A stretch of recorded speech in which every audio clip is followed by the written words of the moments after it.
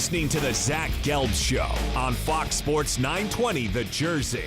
Welcome back in, Zach Gelb Show, Fox Sports 920 The Jersey on a Monday. I know we have a lot more football talk to get to, but let's put it on the back burner for just a bit because we do have a World Series that commences tomorrow night, and it will be in Cleveland. The Cubbies and the Indians, and now joining us from the Indians broadcast team, that's Jim Rosenhaus. Jim, appreciate a few minutes, and how are you? I'm doing great, Zach. How are you? I'm doing great. I know that you're probably in an extra better mood today because tomorrow the Indians are going to play in a World Series game, and we saw that a little bit last year with the Mets, and there's always an excitement level for the World Series because you're 4 wins away from bringing home the championship trophy. These two teams, though, it's a little bit extra special. 1908 and 1948, the last two times these teams have won World Series. A little extra energy with this one, right? Yeah, it sure seems to be, and I can only speak for the folks here. And they went to World Series twice in the '90s, but now it's been a while since they've even been. But yes, to win the last time in 1948, you're looking at generations that are passing here without seeing it, and then it's even more drastic with the Cubs obviously having not won since 1908. So. There's some burdens there, but Terry Francona was talking about it yesterday, the Indians manager, and he said, it really doesn't concern his players because it's not their fault that they haven't won since 1948. His dad played here back in the late 50s, early 60s, and he said, if anything, it's my dad's fault because his team's never won, and he tells him that all the time. So, he just has a great way of deflecting that and taking that burden, which is real. I think you ask anyone with the Red Sox before they won in '04 and anyone with the Cubs, it's real that there is that burden of expectations when a city has not won a title in a long, long time in a certain sport, and that would certainly qualify for the Indians. Just being in Cleveland, that's been a city that's been known for disappointment when it comes to sports and losing in the worst ways possible. You see the Cavs win a championship this year, and now the Indians are 4 wins away. How about the passion that you're feeling in Cleveland right now? Well, it's definitely been fun, and the Cavaliers obviously have been knocking on the door for a couple of years and then broke through this year, and that ended a drought that dated back to 1964 when the Browns won a championship, and that was a huge deal. And it's interesting because the Indians were home at the time that the Cavaliers clinched their title, and then they were home during the victory parade, which was just a wild scene here downtown. And I think the players felt that, and there is more a feeling of optimism about the sports teams here now when they're good, clearly, than there was before the Cavaliers broke through with their title in June. And by what I mean by that is they've had some good teams here, whether it was the Browns back in the late 80s or the Indians in the 90s, and then the Cavaliers, LeBron's first time through.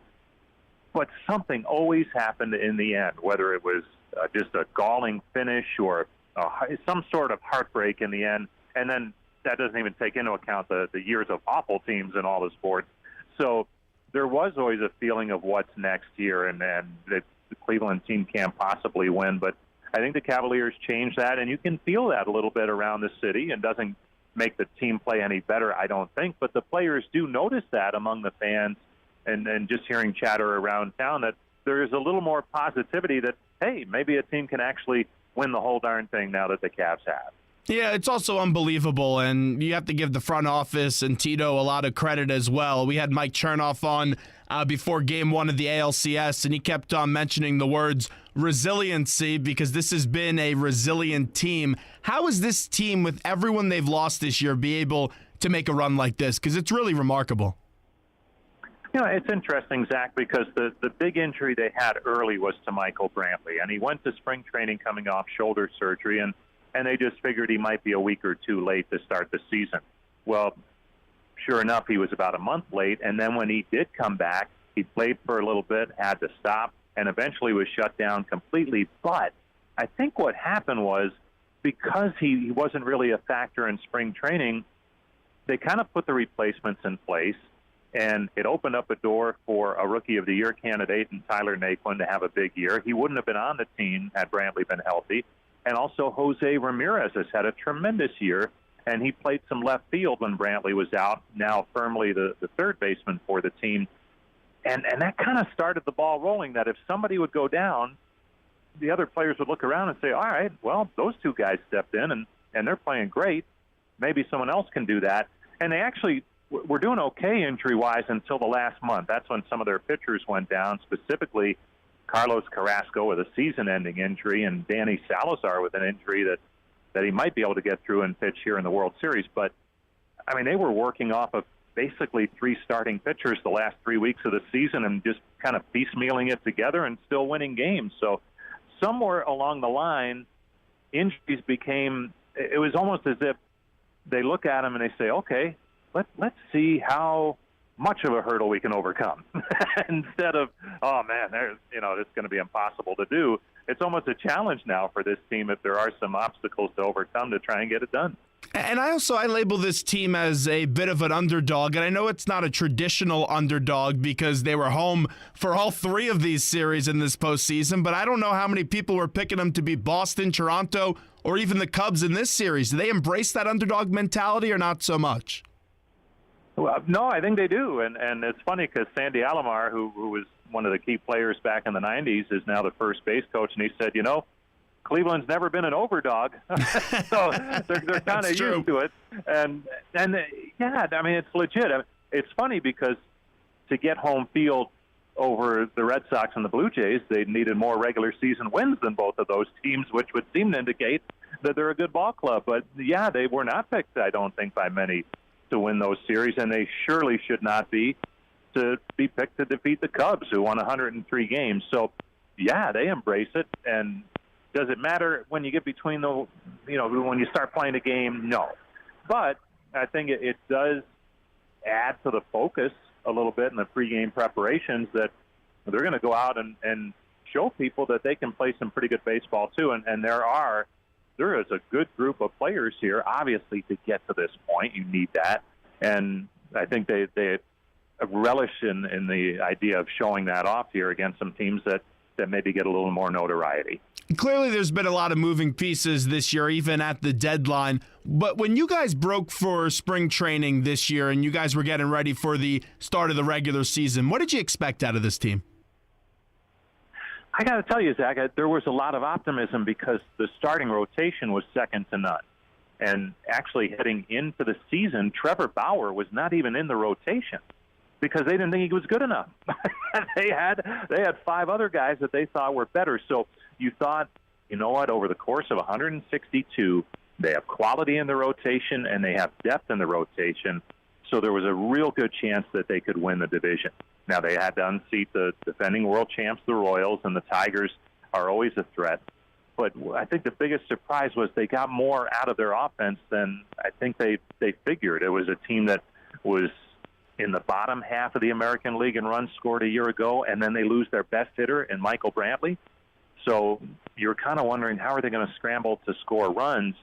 But the addition of Mike Napoli has been huge. Rajai Davis has made a nice impact.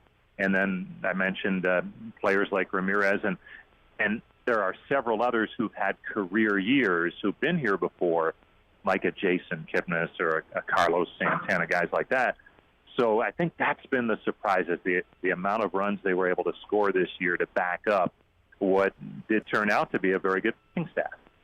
Jim Rosenhaus with us on Fox Sports 920, The Jersey, the Zach Gelb Show. I've always loved Terry Francona. I know some people are saying he needs 4 more wins to get in the Hall of Fame. To me, he's already a Hall of Famer with what he's been able to do in his managerial career and multiple stops. Though this has to be a little bit extra special. I know he'll never admit it, but he takes down Boston, and now if he could win 4 more against Theo Epstein, I would have to admit that'd be pretty special for him, right? I would think so, but you know what, Zach? I think just he really, the most important thing to him is he really likes this group of players. He has enjoyed them, just being around them, their company, the way they come to play every day. If he's had 2 team meetings all year to address anything, wow, that might be a lot. I mean, I know he had one earlier in the year when they had lost a couple of games that maybe they shouldn't have, and he just said, hey.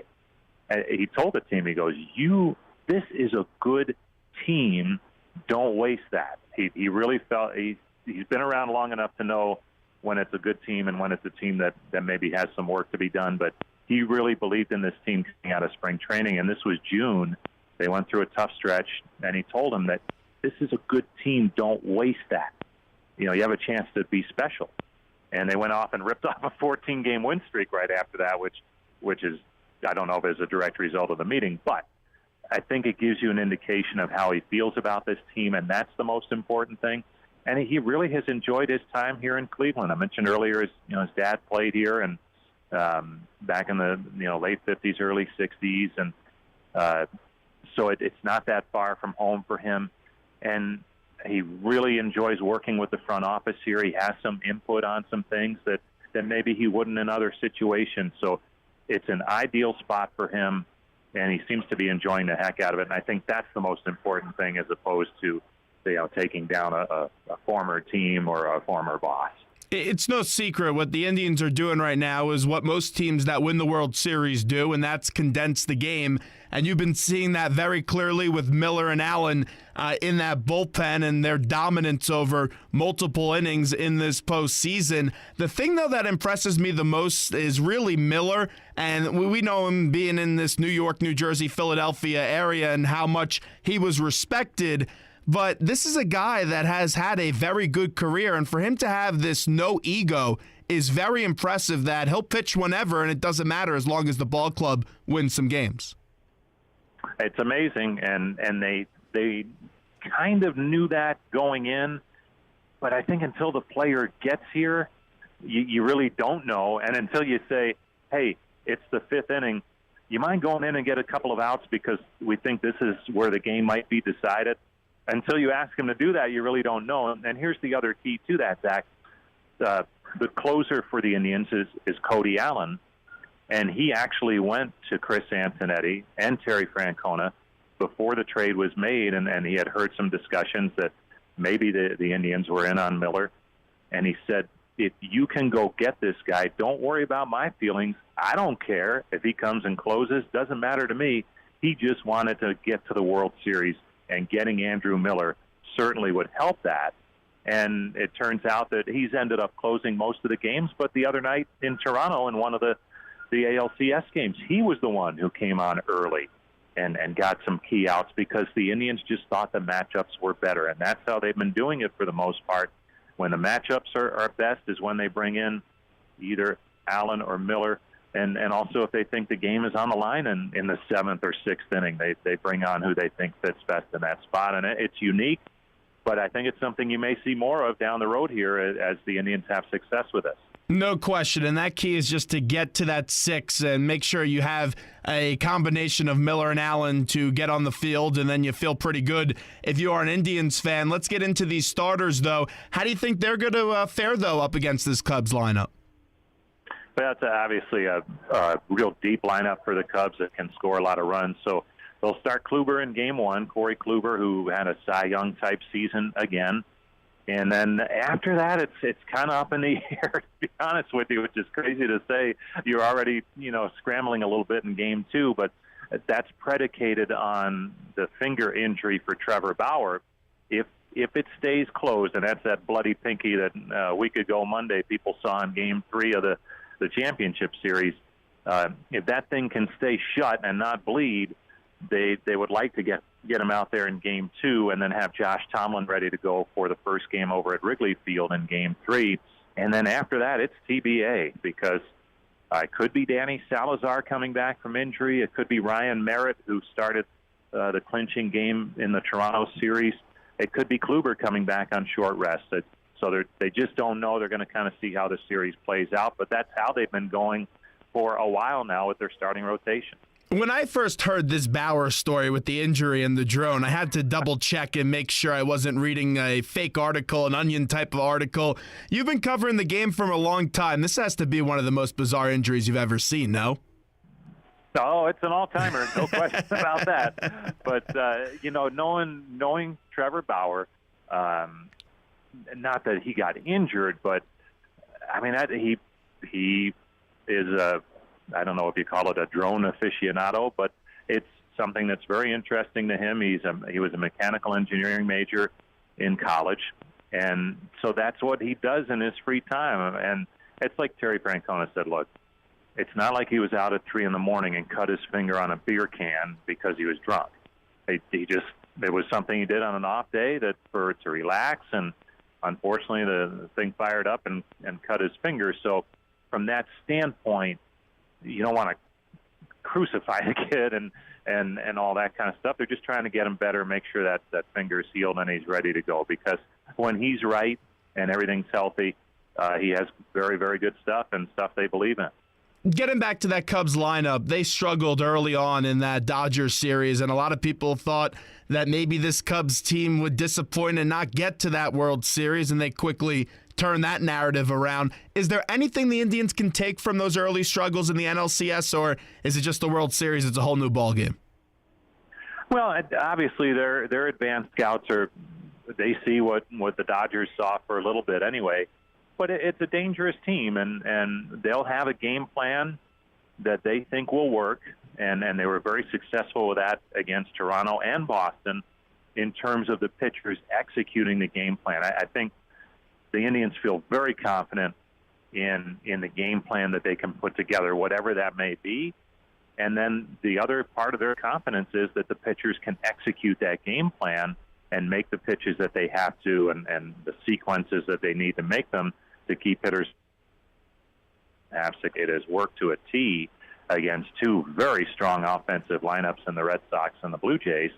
So we'll see if it works with the Cubs. It'll be interesting because, to some extent, at least with the other two, you kind of saw them during the season, so you had a little bit more to work with. It's always different when you haven't seen a team, and these teams did not play interleague against each other this year. So I'm not sure if that's advantage pitchers or advantage hitters, but I guess we'll find out starting tomorrow night. Jim Rosenhaus with us, wrapping up with the Indians broadcaster. With that Cubs starting rotation, we know Lester's been very lethal in this postseason. The bullpen, yes, Chapman is a fear. He's a very good pitcher, as we all know, with his flame-throwing abilities. However, though, 14 earned runs, 13 walks in that bullpen. How do the Indians get a little bit of an advantage and get into that bullpen? Because that's the key, I think, for the Indians if they want to win this series.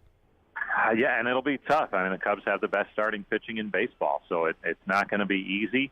But the one thing that they've done so far in the postseason, and really what they did most of the season, they played very good defense. So they've played those low-scoring games, and that may be what you end up in this World Series because of the Cubs pitching and the Indians' hopeful pitching is low-scoring games, and the Indians feel confident that they can manufacture runs. One of their biggest assets is their speed. They led the American League in stolen bases this year, and the other factors that go into good base running, like going from first to third on a base hit, moving up on a pitch in the dirt, not necessarily a stolen base, but a wild pitch or pass ball. They've been very, very strong at that, and that's probably going to come into play for them because it may be hard to string enough hits together to score a lot of runs and hit a lot of home runs against this Chicago pitching staff. But if they can get somebody on and start to make things happen with their legs, that may be the way they have to go. Jim, final one for you. Let me just ask you about Salazar and Schwarber. I know you mentioned Salazar briefly. It does sound positive from everything people are writing right now, but we won't have clarity until probably later on today. It's a tough situation, though, having those two guys just coming right back in. What would your expectations be for both of them if they are able to go in the World Series? They got to be low, don't they? Because of the time missed. Salazar threw a simulated game here last night of 3 innings, and I don't know what that means, how much you can say that would simulate a game in the World Series, whether he's used out of the pen or makes a start in Game 4. The stuff is there. He throws hard, so that means something. But, again, as we know, pitching's a lot more than that. And then Schwarber, how do you come back from missing a full season and face World Series caliber pitching? He's out in the Arizona Fall League right now, I think getting another day in out there. But you're going to go from that to some of the best pitching that you'll see all season. So I think expectations will be low, but don't put it past either one of them to come in and make an impact. And Terry Francona said it in the last series that some of the players who didn't make the roster for the postseason, they sent them out to the spring training complex to stay sharp, because he said every postseason there is a player or two that nobody's thinking about who makes an impact in a series, and it might be someone who who does not play in an early series but is pressed into service either due to injury or something else. So maybe Salazar, maybe Schwarber is one of those players. If it's not Salazar, who could be one of those players for the Indians? Oh, man, let's see. Trying to think here who's been kind of, Rajai Davis has been kind of quiet for the Indians in the postseason. And if he can get on base, and with Lester being a lefty, he'll certainly get a start in game one if Lester's the starter. If he can get hot, which he did a couple of times this year, then he gets on base, and the run game starts going, and it puts pressure on the opposition, and all of a sudden things are happening. So that would be my player. I mean, there's other players that the Indians will expect to do well, like a Jason Kipnis and a Mike Napoli and a Carlos Santana, hitters like that. But I think you got to maybe look at someone who didn't play a whole lot in the first couple of series but may get a chance here, and that could be Rajai Davis. Jim, we appreciate the time. Thanks so much, and good luck. Thanks, Zach. Appreciate it.